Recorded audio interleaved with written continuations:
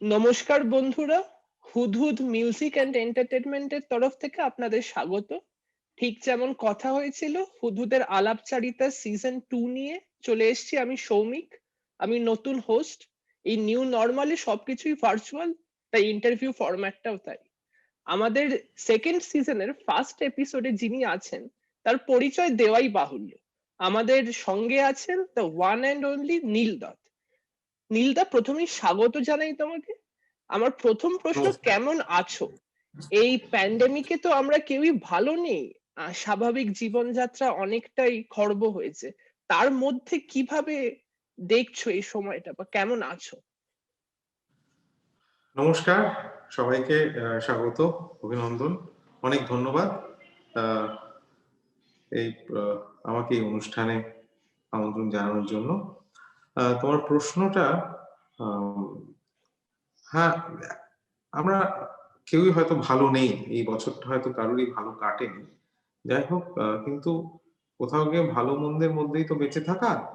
তাই জন্যে একটাই জিনিস অদ্ভুত লাগে যে আমরা প্রত্যেকেই কাউকে না কাউকে হারিয়েছি এই বছর, এবং সেটা শুধু মানুষ নয়, অনেকে অনেক কিছুই হারিয়েছে, অনেকে ব্যবসা, অনেকে জীবন, অনেক কিছুই, ব্যক্তিগত সম্পর্ক ও দৈনন্দিন জীবন, রোজগার, একটা লাইফস্টাইল, সমস্ত কিছু পাল্টে গেছে।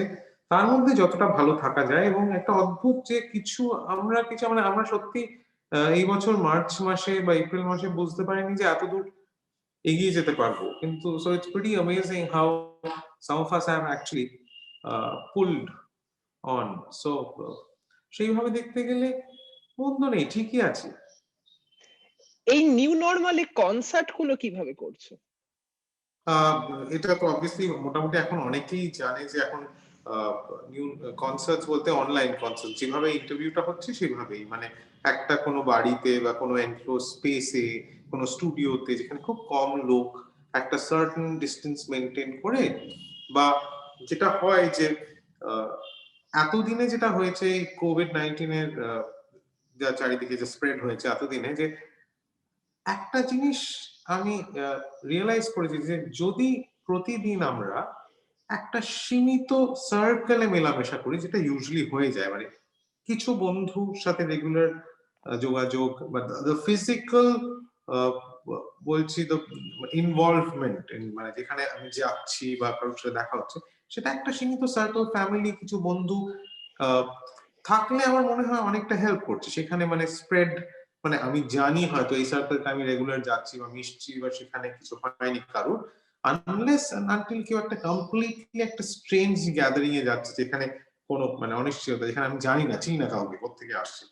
সো আমি এবং আমার কিছু বন্ধুরা আমরা মেনটেন করেছি এটা, যে যখন থেকে আনলক হয়েছে, মানে things started moving, opening up, দোকান, বাজার, রেস্টুরেন্ট, সিনেমা হল আস্তে আস্তে খুলছে, তো একটা সীমিত সার্কেল, মানে হই হই করে সব জায়গায় না, যে একটা রিহার্সাল প্যাডে যাওয়া আসা, বা কারোর বাড়ি যাওয়া, বা যার সাথে দেখা হচ্ছে, সেইটা করলে অন্তত একটা মোনোটনি অফ আইসোলেশন থেকে বেরিয়ে একটা সার্টেন হিউম্যান ইন্টারাকশন হয় পসিবল, এবং সেটা হেলদি, এবং সেটা একটা সীমিত সেফটি মেনটেন করে সেটা চলা। সুতরাং সেইটা যেরকম ভাবে হচ্ছে সেইভাবে অবভিয়াসলি আমরা মিউজিশিয়ানসরাও সেইভাবে একটা সার্কেলে মিশি।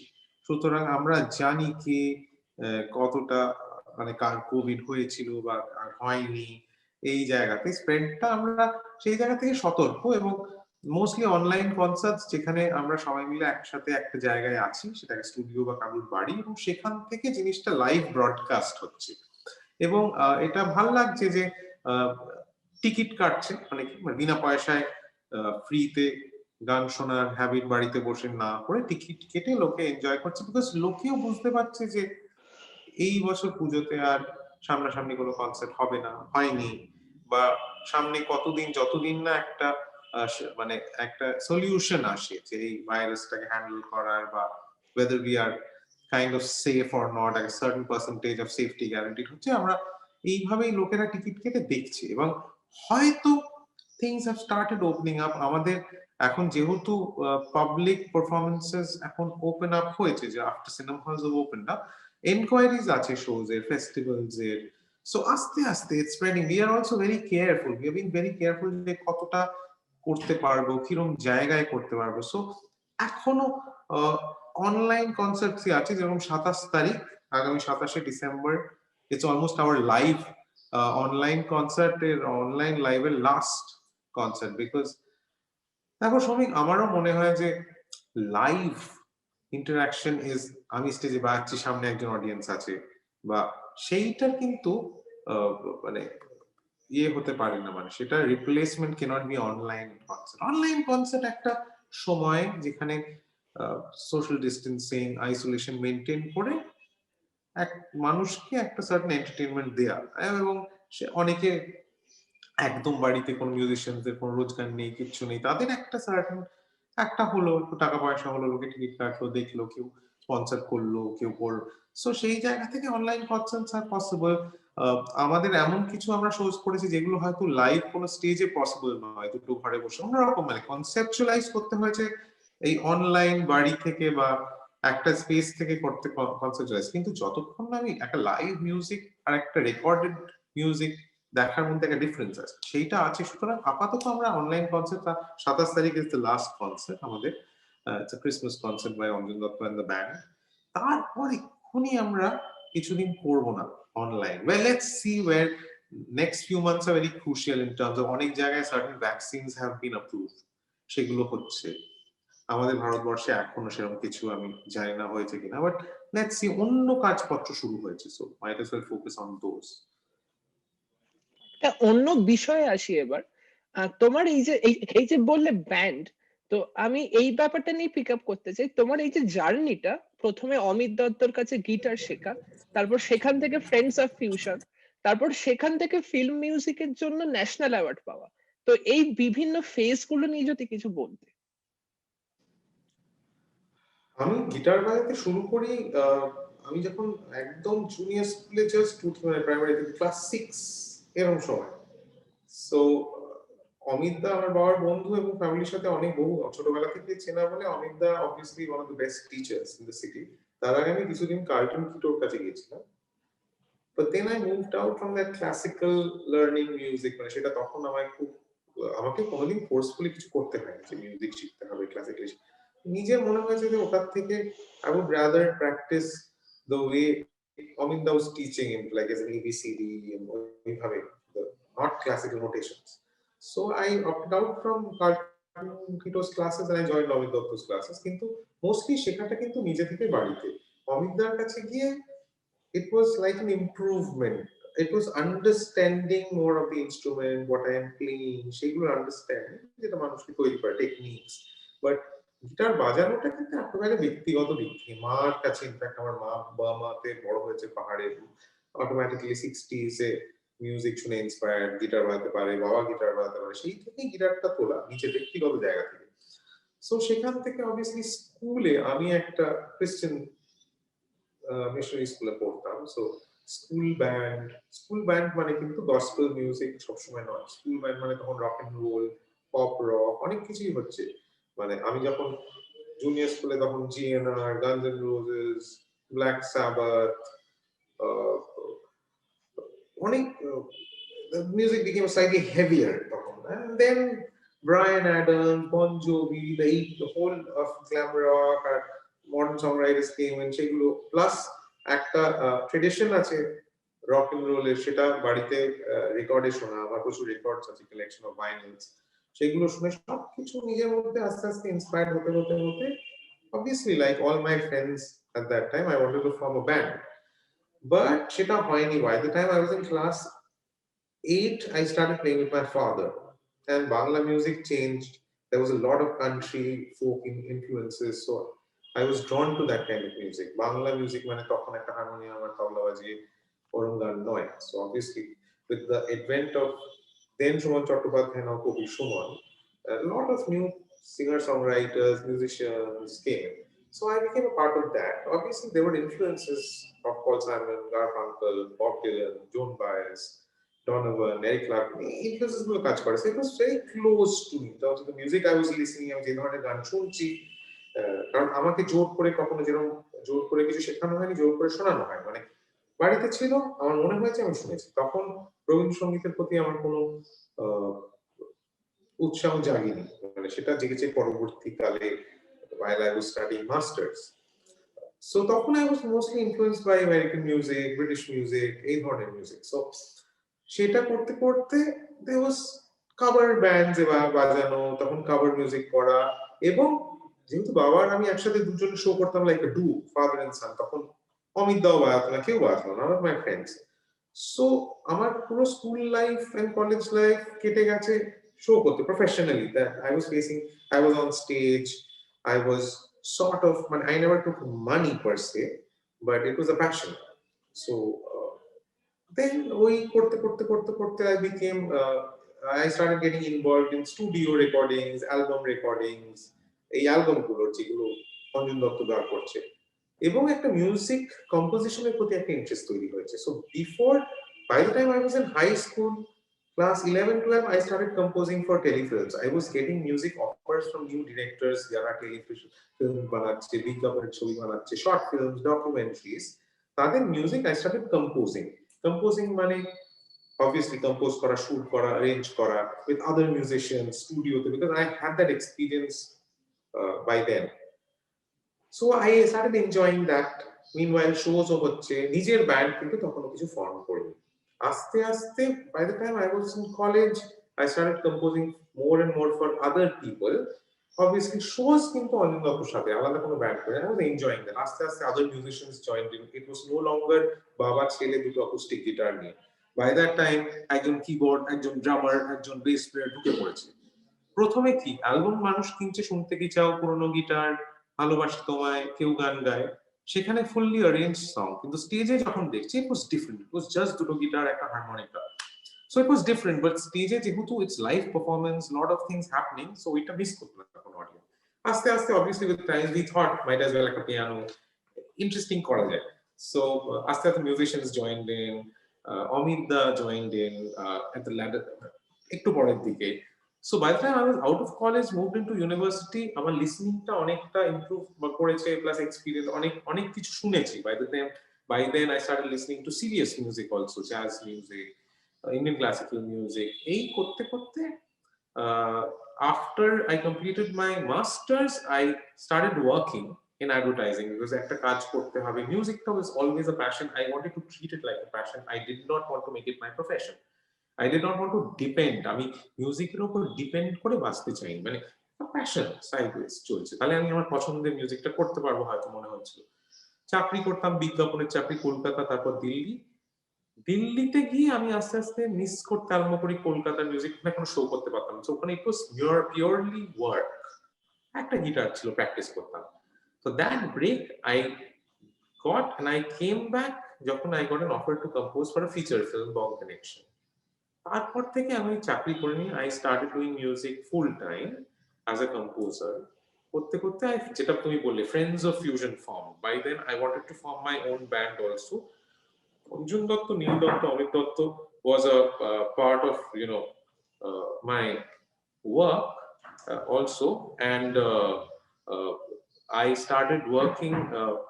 That was a part of a kind of music I was playing, but Friends of Fusion was completely different. এই যে আমি তোমায় বললাম আমার লিসনিংটা চেঞ্জ করেছিল, it was no longer just 60s 70s rock and roll, folk rock, Indian classical শুনছি, এইগুলো শুনছি। So I wanted to make a different form of music. By then Bangla band অনেক হয়ে গেছে কলকাতায়, এবং একটা একটা মুভমেন্ট হচ্ছে, অনেক নিজেরা লিখছে, গাইছে, rock music became popular in vernacular language. So this was completely an experimental band, and আমার খুব কাছের বন্ধুদের নিয়েই করা এটা। এবং we did it, an album got released, people started appreciating that, we got nominated for awards, kolkata থেকে একটা band, it was fusion, but the most interesting part of it was Indian classical music বলতে আমরা যেরকম ভাবে তার একজন সেটার exponent এসে সেটাকে যেভাবে প্রেজেন্ট করে, we wanted to treat a bandish like a song with our influences. কেউ যদি ল্যাটিন মিউজিক শুনে, পারকাশন শিখে, ল্যাটিন মিউজিক শিখে বাজায়, সে ওই ইনফ্লুয়েন্সটা বাজাচ্ছে। কেউ যদি ব্লুজ শিখে গিটার বাজায়, সে ওইগুলো আমরা দিয়ে গানগুলো অ্যারেঞ্জ করছি। So it was interesting for people. It was populist. It was we wanted to add a certain populist nature. We wanted to add harmonies to classical music, which is not usually done. So a lot of experts had warned us that when you're using যখন তুমি harmony use করছো on the classical music, one has to be very careful. But we actually did what we wanted to do so long it sounded nice. That's what is more important. সেটা করছিলাম এবং সেই ব্যান্ডটা বেশ কিছু বছর ছিল. We came up with 2 albums, but আস্তে আস্তে যা হয় আর কি, music was more important to us than the band. So we all actually moved on with our separate kinds of music. So I focused more on composing rather than forming a band. And I was happy playing with my father and Avinda and our drummer and bass. That was a live music part. But I got more and more excited about scoring for films, cinema music composition. Eta gaani ho ba background scoring. এই যে film music compose করেছো আর এই যে ব্যান্ডে কিছু experience আছে তোমার, এই দুটো কতটা রিলেটেড বা আনরিলেটেড?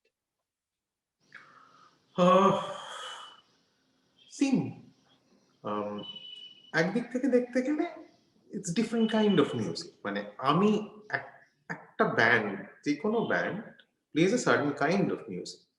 মানে সেটা রক হতে পারে, ফিউশন হতে পারে, কান্ট্রি হতে পারে, কমপ্লিটলি নিজের একটা সাউন্ড হতে পারে. সেটা কিছু গান হতে পারে নিজের মতো করে তারা বাজছে, সেটাও হতে পারে.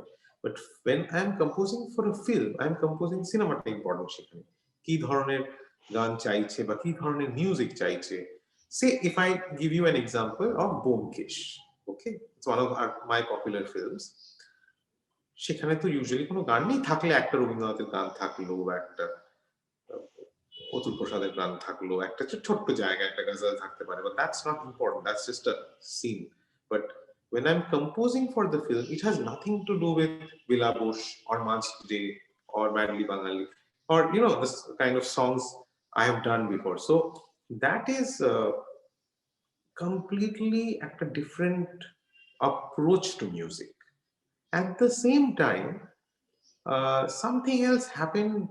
আমি যখন মিউজিক কম্পোজ করতে শুরু করি, বাংলা সিনেমায় গান একটু আনপপুলার হয়ে গেছিল থ্রু আউট 90s.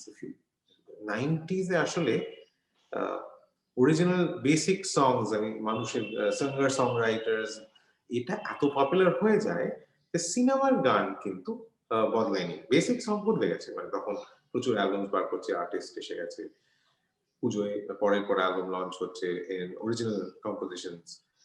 কেউ আধুনিক বলছে সেটাকে, কেউ জীবনমুখী বলতেন, কেউ রক বলে, মানে ডিফারেন্ট কাইন্ড অফ মিউজিক. সিনেমার গানে কিন্তু অতটা হয়নি, মানে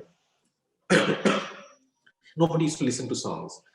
So that was an area where I concentrated. With the Bong Connection, what happened was, মানে when আমি যখন Bong Connection বা চলো লেটস গো জন্য কম্পোজ করছি, আমার কাছে একটা বিশাল ওপেন জায়গাটা, স্পেসটা খুব বড় ছিল.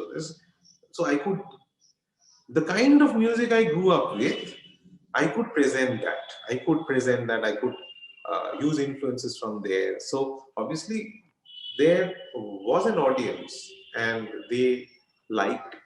সেটা খুব ইন্টারেস্টিং যে রূপঙ্কর বা নচিকেতা চক্রবর্তী বা কবির সুমন বা পরবর্তীকালে যারাই এসছে, তারা রূপম ইসলাম নিজের গান লিখে নিজের অ্যালবাম করতেন এবং খুব মানে বাংলা সঙ্গীতকে এরা কিন্তু প্রত্যেকেই এনরিচ করেছে তাদের নিজের মতো জায়গায়. কিন্তু সিনেমায় সামহাউ এরা কিন্তু তখনও এদের ব্যবহার করা বা এদেরকে ইনভাইট করা সিনেমার গানে বা সিনেমার মিউজিকে, এই ট্যালেন্টের, কেউ গান লিখতে পারে, কবিদের আনা, সেটা হচ্ছিল না. সো বং কানেকশনের পর I think things changed and a lot of new people যারা অন্যরকম গান করতেন তারা ঢুকলেন জগতে. এখন তো it's that, আগে কি ছিল, প্লেব্যাক সিঙ্গার মোস্টলি বম্বে থেকে এসে প্লেব্যাক সিঙ্গিং দিয়ে চলে যেতে. Then we started, there are a lot of talented people যারা প্রচন্ড পপুলার, তারা যদি সিনেমার গানকে সমৃদ্ধ করেন তাহলে সিনেমার গানটাই will benefit out of it. So সেইটা একটা দিক. So the kind of music I was playing live, ওই ধরনের গান I got to compose for films. আজকে ম্যাডলি বাঙালি একটা ব্যান্ড নিয়ে, একটা বাংলা ব্যান্ড নিয়ে, সো অবভিয়াসলি ওই ইনফ্লুয়েন্সটা কাজ করছে, লেখা, বা সুর বা ইনস্ট্রুমেন্টেশন এইগুলোতে ওয়ার্ক করে। So I was fortunate enough that একটা ব্যান্ড বা যে ধরনের গান নিয়ে আমাকে ইউজুয়ালি লোকে রিলেট করে সেটার ইনফ্লুয়েন্স সিনেমাতে কাজ করছে। কিন্তু তুমি যে জিজ্ঞেস করলে এটা আমি বললাম যে কিছু কিছু সিনেমা কিন্তু একদম আলাদা, সেখানে it's goat nothing to do with live music, that is মানে কোনটা থ্রিলার হতে পারে, কোনটা হরর হতে পারে, কোনটা রোমান্টিক হতে পারে, কোনটা মানে ঘরে বাইরে আজ আমার one of my latest works এই বছরের শুরুর দিকে বোধহয় বা গত বছরের শেষে রিলিজ করেছিল, ইজ কমপ্লিটলি ইন্ডিয়ান ক্লাসিক্যাল। মানে I am thankful to Aparna Sen for giving that opportunity. আমাকে সবাই ভাবে যে আমি ক্লাসিক্যাল দিয়ে কাজ করতে পারবো না, but I got that opportunity. So it is completely different, it is not nothing to do with say madly Bangali বা রঞ্জনা আমি আর আসবো না। সো সিনেমার মিউজিকটা in a way it's different. আমি হয়তো একটু বোঝানোর চেষ্টা করেছি, আমি জানি না কতটা ক্লিয়ার হলো। বেশ ক্লিয়ার হয়েছে। একটা ভিডিওটা সামহাউ কেটে গেল। হ্যাঁ, আবার হ্যাঁ sorry I am back, sorry. এই যে বং কানেকশনের রেফারেন্স দিলে, বং কানেকশন পাগলা হাওয়ার বাদল দিনে রবীন্দ্রনাথ পিউরিস্টদের কোট আনকোট খুব গায়ে লেগেছিল, সেটা নিয়ে তুমি কি বলবে? এর পরেও কিন্তু রবীন্দ্রনাথের গানকে একটা পপুলার টাচ দেওয়া হয়েছে, যেমন সোমলতার মায়াবন বিহারিণী, কিন্তু তুমি মোস্ট প্রবাবলি প্রথম। সেই সেই ব্যাপারটা নিয়ে যদি কিছু বলো। দুটো জিনিস, মায়াবন বিহারিণী অ্যাকচুয়ালি রূপমের arrangement, conceived and arranged by Rupam, so it's Rupam's version. আর পাগলা হাওয়ার বাদল দিনে যখন করেছিলাম, হ্যাঁ সি এইটাই একটা মানে আমরা কিন্তু অতটা কিছু ভাবিনি, আমাদের ইচ্ছে হয়েছে, ভালো লেগেছে, করেছি। এবং আমি ব্যক্তিগতভাবে রবীন্দ্রনাথের গান অনেক তখন শুনেছি, অবভিয়াসলি শুনেছি, বুঝেছি, কিন্তু বাই দ্যাট এজ বাট আমাদের মনে হয়েছে যে এটা ভালো হতে পারে, because it's high time one could experiment with it. এবং সেটা কারুর খারাপ লাগতেই পারে, কারুর ভালো লাগতেই পারে। Fortunately, in this case, 85%, 90% people liked it. 10% people did not like it, but I ideally didn't care at that time. And so long as there's 90% people who liked it, there will always be কেউ না কেউ থাকবে যার সবকিছু পছন্দ হবে না।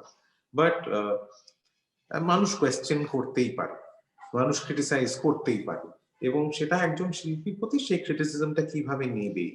এবং শুধু আমি নয়, গানটার মধ্যে অনেকেই ইনভলভ ছিল, বড় প্রডিউসার, ডিরেক্টর, সিঙ্গার্স, অ্যারেঞ্জার, অনেক কিছু ইনভলভ ছিল। So it was a deliberate conscious decision two groove up a Rabindra Sangeet, to use electronic elements into it, to change the rhythm of the song, to increase the tempo, the way it's sung. এইগুলো deliberately consciously করেছি, এবং আমার মনে হয় ইট was interesting. এই যে গানের পিউরিস্টরা coat unquote ভালো গান আর খারাপ গান এই ডিস্টিংশনটা করে দেয়, এইটা নিয়ে তুমি কি বলবে? যেমন এখনকার দিনে পিউরিস্টরা অনেক সময় বলে এই যে ইডিএম এসে গানের কোয়ালিটি খুব ডিটেরিওরেট করেছে। তুমি কি এই পিউরিস্ট ভিউ পয়েন্টে বিশ্বাসী, নাকি তুমি মনে করো গান নিয়ে এক্সপেরিমেন্ট করাটাই গানের ইভলিউশনের একটা পার্ট? পিওরিস্ট বলে আমার কাছে কিছু হয় না। I have never believed in the word purity when it comes to judging. মানে purity of the heart is something else, but purist বলে কিছু হয় না। মানে কিছু জাজমেন্টাল মানুষ হতে পারে, কেউ ভাবতেই পারে সে একটা পার্টিকুলার জিনিসের কর্ণধার বা হর্তাকর্তা হতেই পারে, বাট পিওরিস্ট বলে আমার কাছে কিছু নেই। আমার ব্যক্তিগত ডিকশনারিতে আমি বিশ্বাসই করি না এটা। এবং কি হয় মানে দেখো, ইন ওয়ান ওয়ে যার ইচ্ছে সে যা ইচ্ছে তাই করতে পারে একটা কোনো কিছুতে, সেটা শিল্পীতে কেন, ব্যক্তিগত জীবনে যা ইচ্ছে করতে পারে। একটা লোকের মনে হয়েছে সে সারাদিন ধরে হেঁটে হেঁটে বেড়াবে, বা একজনের মনে হয়েছে সে কাজ করবে না, যা ইচ্ছে তাই করতে পারে। So but my point is when it comes to art or any discipline for that matter, একজন যদি একটা ডিসিশন নেয় কিছু একটা করার, এবং সে যদি ওই পার্টিকুলার ফিল্ডের প্র্যাকটিশনার হয়, মানে আমি ধরে নিলাম শিক্ষা, সেটা মানে ইনস্টিটিউশনালাইজ শিক্ষা হতে পারে, বা সময় দিয়েছে ওই ফিল্ডের প্রতি, সময় দিয়েছে। একজন কারোর কাছে গিয়ে গিটার না শিখে সে নিজে ইনস্ট্রুমেন্টটাকে সময় দিয়ে একটা জায়গায় পৌঁছেছে। একজন নিজে নিজে কোনো আর্ট কলেজে না গিয়ে পেন্টিং সময় দিয়েছে, তো তার কাছে শিল্পটার প্রতি কমপ্লিট সাবমিশন, এবং তার কাজ দেখে বোঝা যায় বা শুনে বোঝা যাবে যে সে কতটা ভালো এবং বা সে কি করতে চাইছে ফাইনালি। কিন্তু ভালো না খারাপের বদলে যেটা হয় যে সে কি করেছে, সে কি করেছে, এবং কারুর সেটা ভালো লাগতে পারে, কারুর সেটা ভালো নাই লাগতে পারে। So it is like that. But খুব চুল ছেঁড়া বিচার করে এ ভালো এ খারাপ এরকম আমার মনে হয় না কেউ কেউ করে। মানে তাহলে তো একজন বিখ্যাত পরিচালক যাকে 80% ফিল্ম থিওরিস্টরা সারা পৃথিবীতে বা ফিল্ম লাভার্সরা ভালো বলছে, তাকে পার্টিকুলারলি মোস্টলি তার ছবি কেউ ব্যবসাই করে না, মানে কেউ দেখেই না। মানে যারা দেখে নাকি তারা বুঝতে পারে না, হয়তো বলতে পারে তাদের কি খারাপ লাগছে, মানে তারা খারাপ হয়ে গেল। মানে so it doesn't, I don't think it looks, মানে এটা প্রতি প্রতি জেনারেশনে প্রতি সময় শ্রমিক এটা হয়েছে যে কেউ কোনো কিছু ইন্টারেস্টিং করলে কিছু মানুষের সেটা নাই ভালো লাগতে পারে, কিন্তু যাদের ভালো লাগছে তারাই সেটা নিয়ে কথা বলছে, তারাই সেটা নিয়ে এনজয় করছে, and that is what is good about it। সেই থেকে কিন্তু আস্তে আস্তে আস্তে আস্তে জিনিসটা ছড়িয়ে যায়। মানে কবির সুমন যখন গিটার বাজিয়ে গান গাইতে এসেছিলেন, বা তার সাথে অনেক generation of people started writing their own song, তখন কিন্তু কিছু লোক উঠে দাঁড়িয়ে বলেছিল যে এই গান কতদিন টিকবে। হ্যাঁ, কিন্তু সেটাকে কেউ সিরিয়াসলি নেয়নি আমার মনে হয়। এবং যারা শুনেছে গানটা তারা কিন্তু এখন অবভিয়াসলি কত 30 বছর হয়ে গেছে সেটা, এবং 30 বছর পর তারা যখন কলেজে পড়তো তাদের এখন বয়স বেড়ে গেছে, তারা এখন কেউ কেউ তাদের মানে তারা শুনেছে, so they are the ones who are the torch bearers of the audience আর কি। এরকম এখন নতুন অনেকেই আসছে, তাদের কাছে মিউজিক আলাদা এবং তারা অন্যভাবে মিউজিক করার চেষ্টা করছে।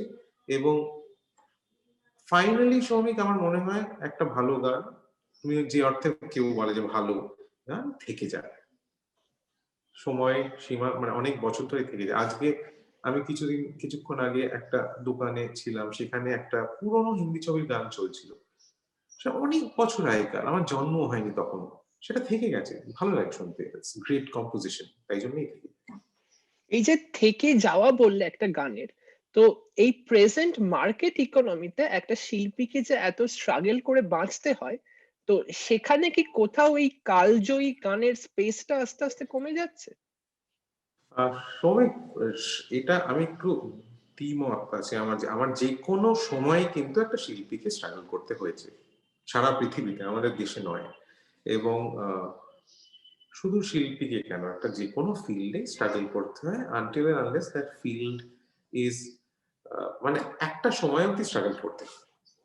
এবং এক্ষেত্রে একজন মিউজিশিয়ানকে বা একজন ফিল্ম মেকারকে বা একজন রাইটারকে একটা পেইন্টারকে সব সারা পৃথিবীতে স্ট্রাগল করতে হয়, বিকজ সেটা 10টা 5টা কোনো চাকরি বা কোনো এরকম কোনো ফিল্ড নয় যে কিছু নম্বর লিখে দিল সেটা কারেক্ট হলো। It's not really, in a way it's not a straight ahead service আর কি, it's not, we are not, so এটা একটা স্ট্রাগল। এবং more also because art is abstract, সবাই এটা নাও বুঝতে পারে, সবার প্রয়োজন নাও হতে পারে এটা, সো ইটস আ স্ট্রাগল, এবং সেটা করতে হয় এবং নিজের তাকে তার জায়গা খুঁজে নিতে হবে, সেই তাকে তার সময় জায়গা এবং স্ট্রাগলটা খুঁজে নিতে হবে। উইদাউট স্ট্রাগল কিছু হয় না। এবং কখনোই আমি মেইন স্ট্রিম ইন্ডাস্ট্রি বা দ্য কমার্শিয়ালি সেটাকে সাকসেসফুল করার জন্য কিছু মানুষ তখনই তাকে প্রচন্ড বাহবা দেয়। এটা অডিয়েন্স, মানে সারা পৃথিবীতে এটা অডিয়েন্স, একটা সার্টেন লিসনিং অডিয়েন্স, তাদের যদি ভালো লাগে আস্তে আস্তে সেই শিল্পী নাম করে। এবং যে কোনো শিল্পী অডিয়েন্সের ভালো লাগে তখন কিন্তু দ্য মার্কেট যেটা বলছো তুমি, সেটা আস্তে আস্তে সেটা পুশ হতে হয়। And sometimes it's unlucky also হতে পারে, কেউ ভালো ভালো সত্যি সে গান লিখলো কিন্তু সেটা সুযোগ বা শুনতে পেল না, কখনো হয়তো ফিরে আসতে পারে, but that's how it is. But এটা এখন আরো খারাপ হয়ে যাচ্ছে আমি বলবো না, বিকজ এখন তো অনেকে এই ফিল্ডে আসছে, অনেকে গান লিখছে গাইছে with the digital platform, with the internet, with online publishing, একটা easy medium হয়ে গেছে। So it's easy to market oneself, to show, market বলবো না, to showcase oneself. At least now people have a medium to showcase which does not cost a lot. সে বাড়িতে বসে নিজের music করে বা নিজে একটা কিছু এঁকে লিখে টিকে সেটা ইন্টারনেটের মাধ্যমে সারা পৃথিবীতে পৌঁছে দিতে পারে, যেটা আগে ছিল না। So that's easy to showcase. Now the question is, it's that everybody is talented, যার কে কতটা সেই ফিল্ড নিয়ে খাটছে, কে কতটা মিউজিকের প্রতি সময় দিচ্ছে, সেটার উপর নির্ভর। এখনকার এই যে সিচুয়েশন বললে যে খুব সোজা হয়ে গেছে শোকেস করা, তার সঙ্গে কি এটাও ট্রু নয় যে বাঙালির সংস্কৃতি চর্চা অনেক কমে গেছে? যেমন এখন অনেকেই বলে যে বাঙালি বাংলা সংস্কৃতি নিয়ে অতটা আর ওয়াকিবহল নয়। বাঙালি কি, তোমার মনে হয় বাংলা গান খুব একটা শোনে এখনো? আর তুমি কি বাঙালি সেটা সংস্কৃতি নিয়ে ইন জেনারেল? সেটা এক্ষুনি হয়নি, সেটা বেশ কিছু বছর আগে হয়েছে। ব্ল্যাক এন্ড হোয়াইট ইরাতে সিনেমা যেভাবে লোকে দেখতো, একটা সার্টেন সময়ের পর কিন্তু সেইভাবে ভিড় করে সিনেমা দেখতে চায় না।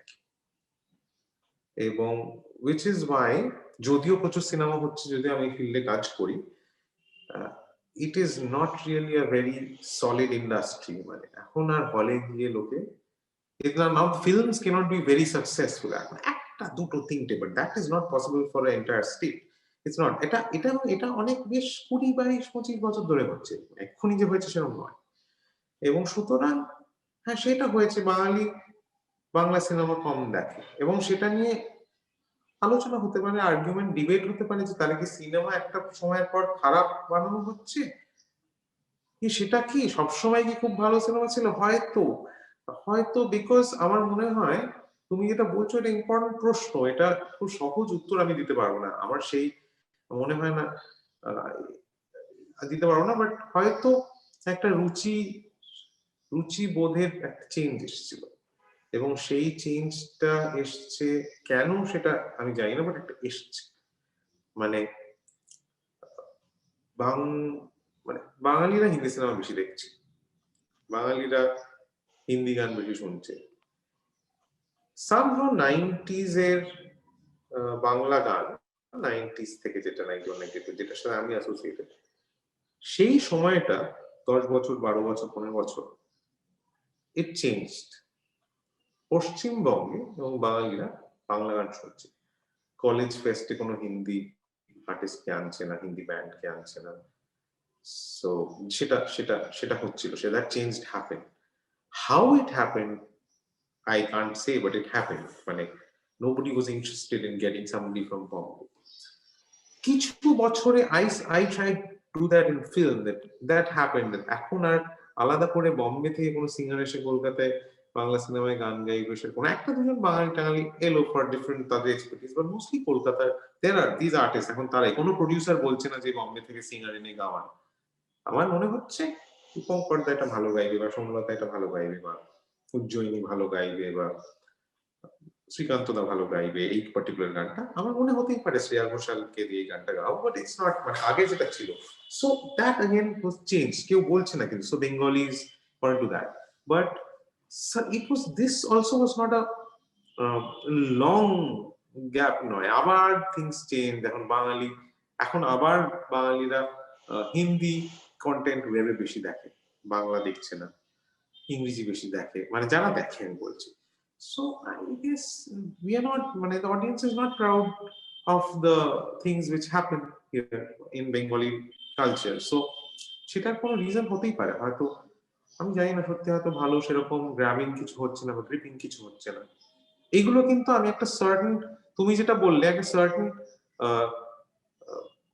কমার্শিয়াল স্পেস টা ভেবেই বলছি, কিন্তু যেটা ইজিলি অ্যাভেলেবল। আমি এমন কিছু সিনেমা হতেই পারে যেটা খুব ভালো হয়েছে এবং কেউ বুঝছে না সেরকম, আমি বলছি একটা সার্টেন স্পেসে যেটা সবাই দেখে, যেটা আগে দেখতো, অ্যাসোসিয়েটেড, সেই জায়গাটা ভেবেই বললাম যে হয়তো সেরকম ভালো কিছু হচ্ছে না রেগুলার, যে খুব সাকসেসফুলি হচ্ছে এবং বাঙালিরা সেটাই দেখছে। সাউথ ইন্ডিয়াতে কিন্তু সেটা হয়, they are not worried about being kind of মানে mainstream হিন্দি ল্যাঙ্গুয়েজের প্রতি তারা অ্যাট্যাক্ট হয়ে তাদের নিজস্ব ল্যাঙ্গুয়েজের সিনেমা বা মিউজিক করছে না সেটা তারা কিন্তু ভেরি প্রাউড ফার্স্ট তিনটে সিটি জুড়ে তারা কিন্তু the other mainstream is secondary, their primary is South Indian culture, South Indian cinema, South Indian music.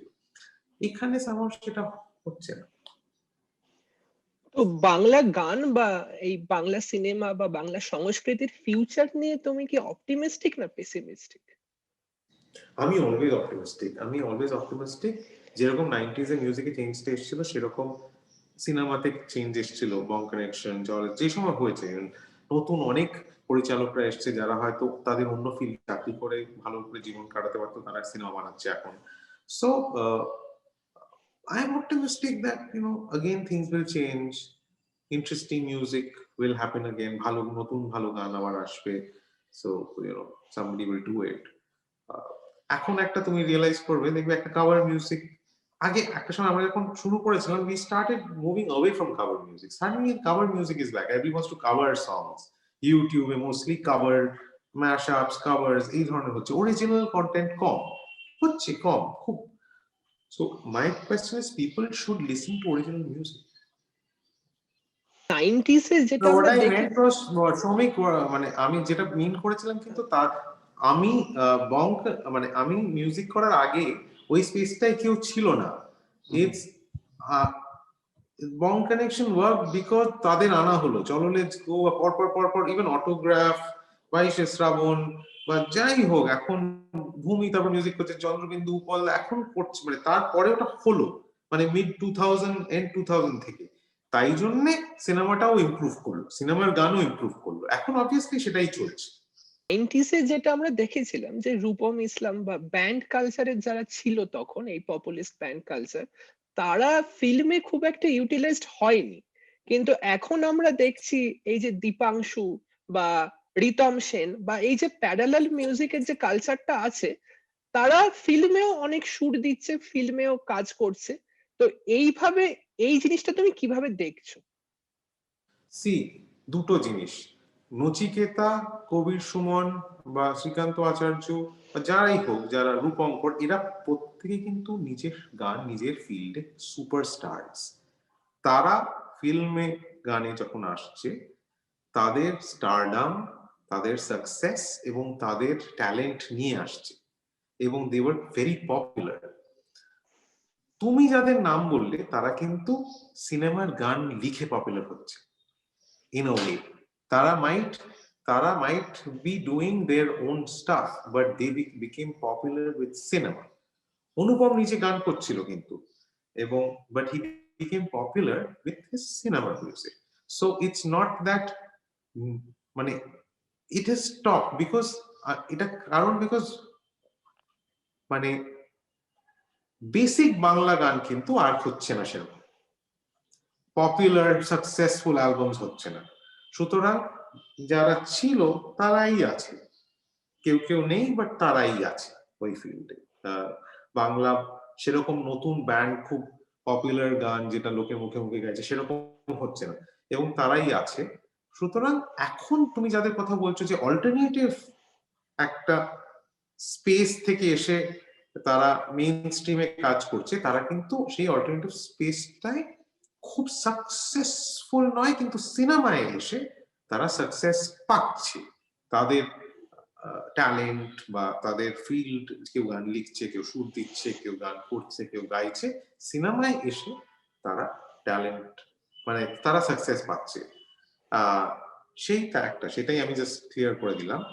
এবং যদি অল্টারনেটিভ স্পেস দেখি এখন খুব খুব ছোট্ট হয়ে গেছে, সেটা অরিজিনাল কন্টেন্ট কিন্তু খুব সীমিত ছোট, প্রত্যেকে কাভার মিউজিকের প্রতি একটা ঝোঁক, সেটা বাউল গানের কাভার হতে পারে, সেটা আধুনিক 60-এর দশকের গানের কাভার হতে পারে বা সেটা কোনো ফিউশন কাভার হতে পারে, কাভার মিউজিকের প্রতি একটা ঝোঁক দেখছি আমি। অরিজিনাল গান কম খুব ছোট করছে না আমি বলছি না, করছে অনেকে এবং অনেকে হয়তো খুব ইন্টারেস্টিং গান করছে বাট খুব ছোট সীমিত বিকজ অনেকদিন এবং সেটা খুব একটা সেলিব্রেটেড হচ্ছে না।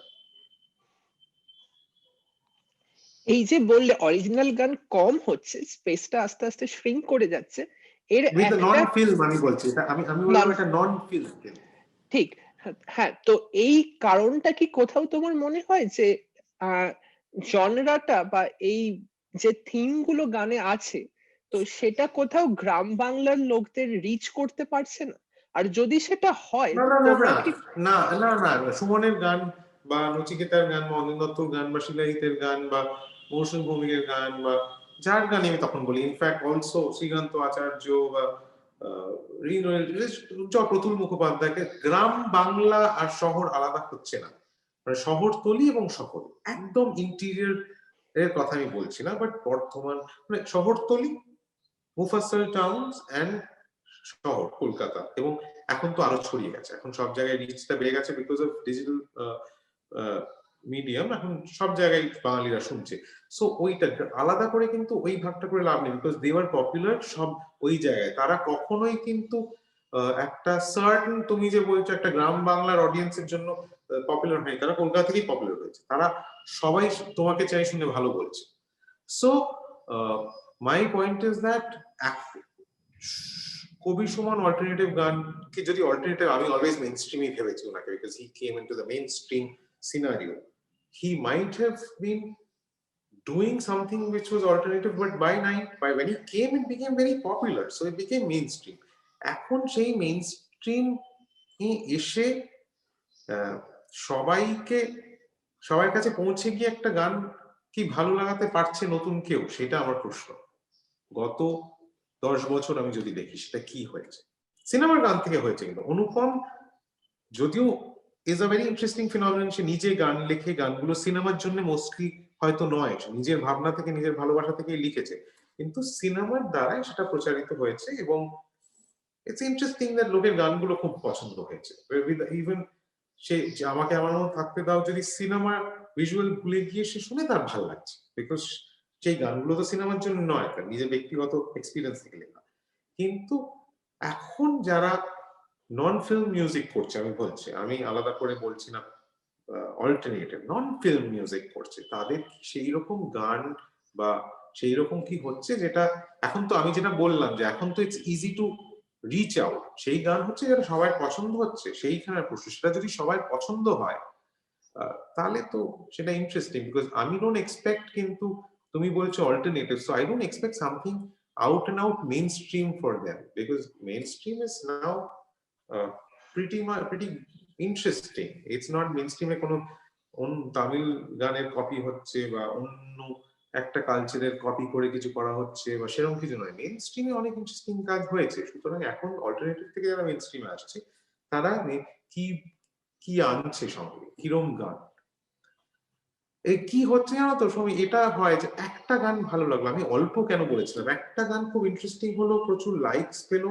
It's easy, it's become easy, তারপর কিন্তু আরেকটা হচ্ছে না, এন্ড প্রচার হতে পারে, প্রচার এখন এখন সে কেউ ডিপেন্ডেন্ট নয় একটা কোম্পানির ওপর, সে নিজেই করতে পারে, এখন আর মানে এখন অলসো সিনেমার ভিত্তি করে একজন গানের প্রচার সেরকম নয়, এখন তো একটা ভালো গান তুমি খুব ইজিলি যদি হয় লোকে শেয়ার করলো শুনলো, সেই জায়গা এই একটা রেফারেন্স, রিজন হতে পারে, একটা রিজন হতে পারে because too many things are happening, অনেক কিছু হচ্ছে, অনেক কিছু হচ্ছে, হয়তো কিছু ভালো কাজ ইজ নট সারফেসিং হচ্ছে, I am sure, I am always optimistic, হচ্ছে I am sure, but it's not surfacing. মানে এই আমার মনে হয় ব্যক্তিগতভাবে যে ইন্ডি মিউজিক বলে একটা জিনিস হয়েছে, বম্বে, দিল্লি, ব্যাঙ্গালোরে প্রচুর লোক গিটার বাজিয়ে একটু অন্যরকম একটা প্রেজেন্টেশন ইনস্ট্রুমেন্টেশনে নিজের গান করছে, এবং মূলত মানে বাংলা কিছু ব্যান্ড সিঙ্গার সংরাইটার্স যে লেভেল অফ গান করে তারা কাছে আসতে পারবে না সেটা, কিন্তু that being of a certain language, Hindi language bole people are listening to that, mostly everybody is writing প্রেমের গান which is done to death in Hindi cinema, সেটা আমি শোনার চেষ্টা করলাম, why are they behaving as if they are doing something different, it's not, মানে আমার কাছে সেই গানটা একটা হিন্দি সিনেমায় দিয়ে দিলে একটা রোমান্টিক সিকোয়েন্সে একই লাগবে, ইটস নট সামথিং ডিফারেন্ট, আমি তার কাছে শুধু বিষ দাও অমৃত চাই না বা বাইসাইকেল চোর বা এই ধরনের গান তো পাচ্ছি না শুনতে। এই রেফারেন্সে জিজ্ঞেস করি, তুমি যেরকম বললে যে এই 90s বা 2000 এ ব্যান্ড কালচারটা একটা পপুলিস্ট কালচার হিসেবে ছিল। তো কোথাও কি এখন মনে হয়েছে যে বাংলা ব্যান্ডের এনথুসিয়াজমে ভাটা পড়েছে? আর যদি পড়ে হুম, থাকে তুমি বাংলা ব্যান্ডের ভবিষ্যৎ হিসেবে কি বলবে? নিয়ে কি বলবে? দেখো আমার কোনো ব্যান্ড সেভাবে নেই। I don't think I should comment on this, but yes,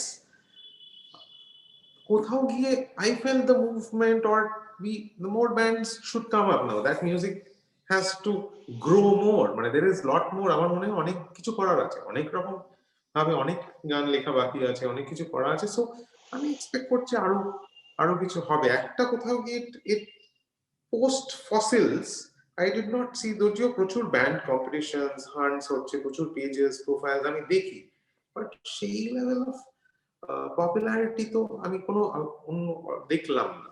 মানে I expected more people to come in and still the scene completely, because by making different music same genre বা সেম সাউন্ড, বলছি না, একটা অন্যরকম sound কিছু। Post Chandrabindu আমি দেখলাম না ওইরকম লেখা বা ওরকম তো নয়, অন্যরকম কিছু আসছে না। সো এখনো সেই, আমি জানি না তারা সেটা কেন হচ্ছে না, যদিও প্রসেন একটা সেট আপ করেছে নিজের। সো আই এম ইন্টারেস্টেড ও কি করছে ওই সেট আপে ওর নিজের গানে। এরকম চেষ্টা হয়েছে, but Prasen Prasen is remarkably, মানে প্রসেন একটা সেন্স আছে, পপুলিজমের একটা সেন্স আছে। সো সি, পপ মিউজিক বা popular music in the history of pop মিউজিকই বলে, সে রক করুক, ব্লুজ করুক, জ্যাজ করুক, যাই করুক, পপুলার মিউজিক মানে যেটা তুমি ব্যান্ড কালচার বলছো, আমি ওই কথাটার প্রতি আমার একটু আপত্তি আছে, because band it's just band, কেউ ডুও হতে পারে, কেউ সোলো হতে পারে উইথ মিউজিশিয়ানস, বাট একটা পপুলার মিউজিকের যে আধুনিক গান আমি যদি বাংলায় বলি, যে ইটস খুব বড় ক্যানভাস, সেখানেই সবাই, সেখানেই everybody is a part of that. সেখানে দাঁড়িয়ে কিন্তু প্রশ্নের একটা সেন্স আছে of populism. So I am hoping he comes up with something interesting, something, because finally কিছু গান পপুলার হলে ভালো, মানে সবাই ইয়ে হয়, মানে it's just I am sure খুব ভালো গান হচ্ছে, বাট একটু পপুলার হলে তুমি যেটা বলছো পৌঁছে যাবে, আরো মানুষের কাছে পৌঁছে যাবে, নতুন লোকেরা শো করতে পারবে, নতুন আর্টিস্টরা হেডলাইনে অ্যাক্ট করতে পারবে। এই যে পপুলিস্ট ফর্মস অফ মিউজিক বলছো, তুমি বাংলার র্যাপের ভবিষ্যৎটা কিভাবে দেখবে? আর তুমি কি নিজে র‍্যাপ, বাংলা র্যাপে ইন্টারেস্টেড? আমি সেভাবে শুনিনি র‍্যাপ আর্টিস্টদের সম্বন্ধে শুনেছি, ইনফ্যাক্ট, বাট আমি এই ফিল্ডটা নিয়ে খুব একটা চর্চা করিনি, আমি জানি না, বাট সেই জায়গায় যদি কেউ চলে আসে, I am sure will be the talk of, he or she will be the talk of the town, and I am sure হচ্ছে, আস্তে আস্তে হয়তো হয়ে যাবে যদি। কিন্তু যে কোনো গানের একটা জিনিস আমি বলতে চাই, যেটা তুমি বারবার বলছো না, যে বাংলা ব্যান্ড বা এই ধরনের অল্টারনেটিভ মিউজিক, সব থেকে ইম্পর্টেন্ট একটা গানে কিন্তু লেখা, because it's not just N instrumental piece, লেখা। মানে যে কোনো গান, একটা পিঙ্ক ফ্লয়েডের গান হতে পারে, একটা কোল্ড প্লের গান হতে পারে, বা রেড হট চিলি পেপারস হতে পারে, বা বব ডিলান হতে পারে, যে কোনো গানে কথাটা খুব ইম্পর্টেন্ট, সে কি লিখছে। কোথাও গিয়ে সেটা একটা প্রেমের গান হতে পারে, কোথাও একটা মেয়ের হুক লাইন হতে পারে, কোথাও গিয়ে সেটা একটা সময়ের কথা বলতে পারে, একটা ব্যালাড হতে পারে, political song, social song, anything. কথাটা খুব ইম্পর্টেন্ট। র্যাপেও কথাটা খুব ইম্পর্টেন্ট, কি বলছে একজন।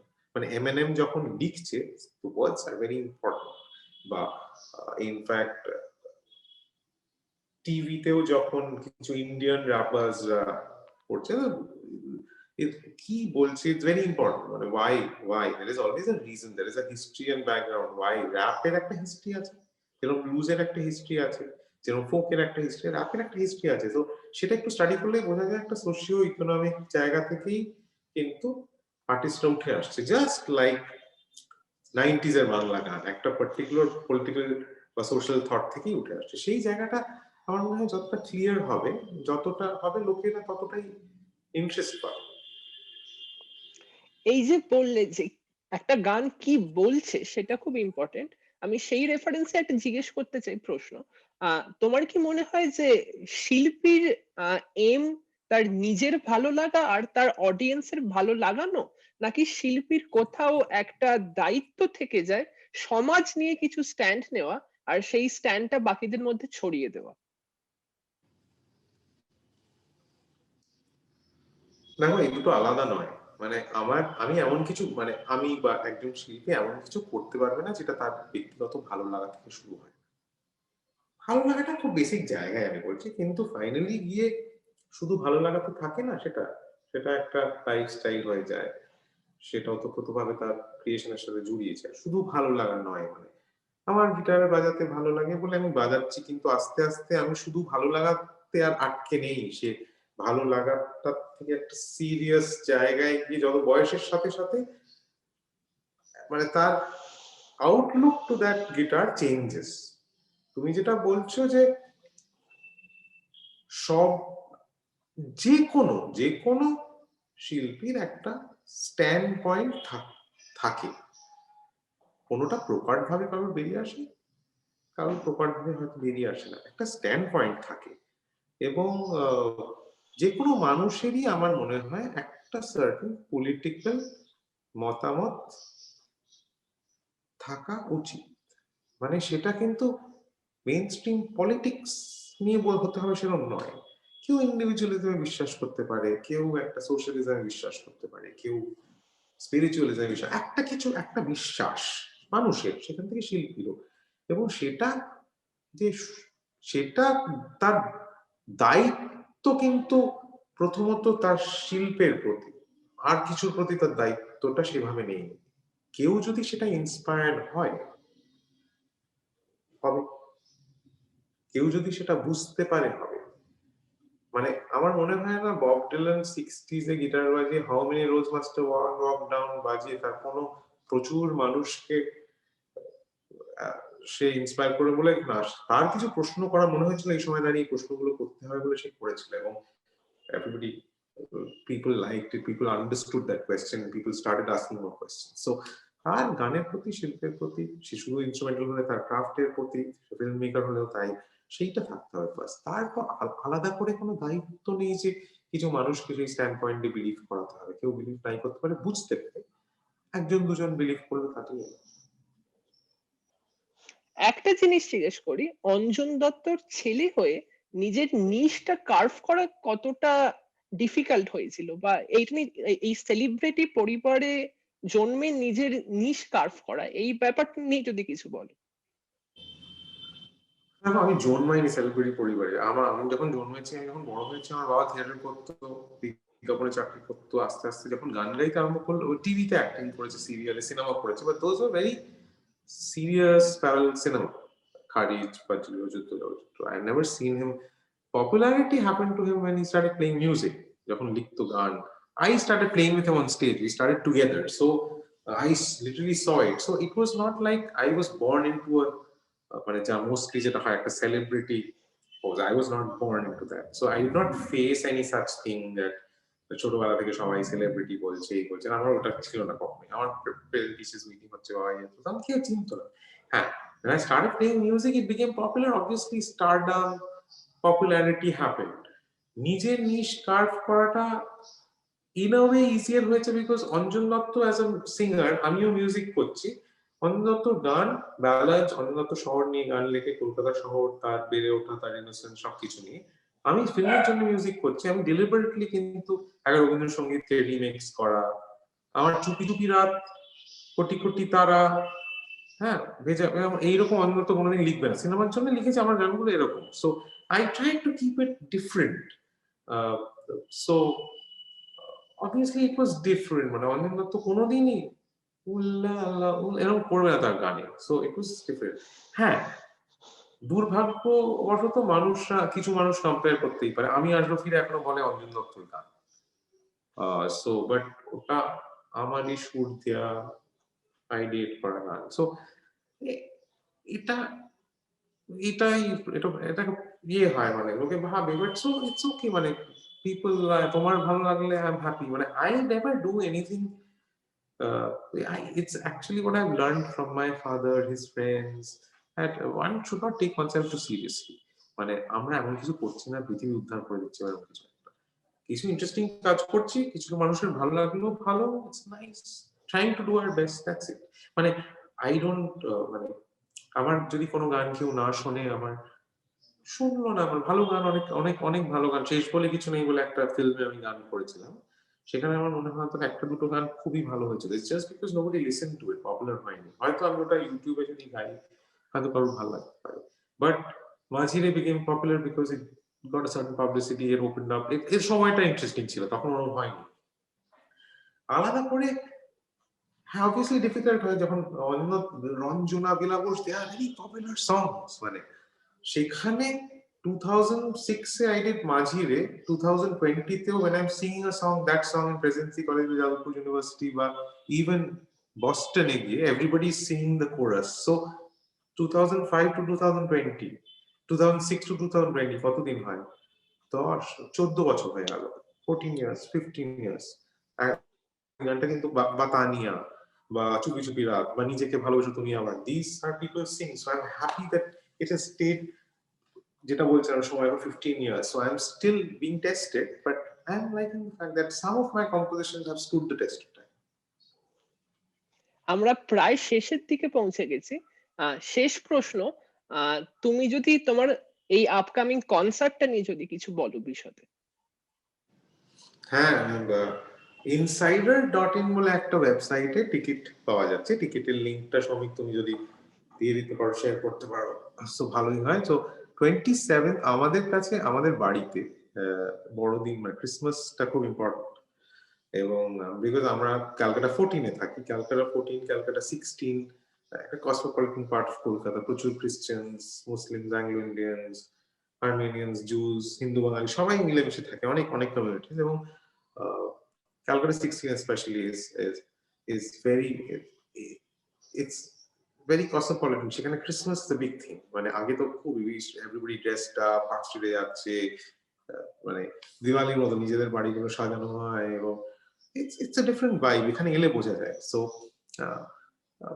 সো ক্রিসমাসটা আমাদের বাড়িতে ছোটবেলা থেকে ক্রিসমাস ট্রি সাজিয়ে টাজিয়ে, এবং ইটস নট জাস্ট যে কোনো মানে it's not about Christmas tree ও Santa Claus, it's about get together, cakes, সবাই একটা আমাদের পার্টি হয় ক্রিসমাস ইভে, যেখানে পৃথিবীর যে কোনো জায়গায় থাকে বন্ধুরা ইনভাইট করতে হয় না, ঠিক চলে আসে, we share a drink, nice carols গাওয়া হলো। আমাদের পাড়ায় ট্রাম্পেট, গিটার্স নিয়ে লোকজন বেরিয়ে পড়ে রাত্রে গান গাইতে গাইতে গাইতে গাইতে গাইতে। সো দ্যাটস ইন্টারেস্টিং, মানে মানে শুনি দাঁড়িয়ে। একবার আমাদের বাড়ির বাইরে বেরিয়ে সবাই মেরিয়ানো গিয়ে দিয়েছিল একসাথে।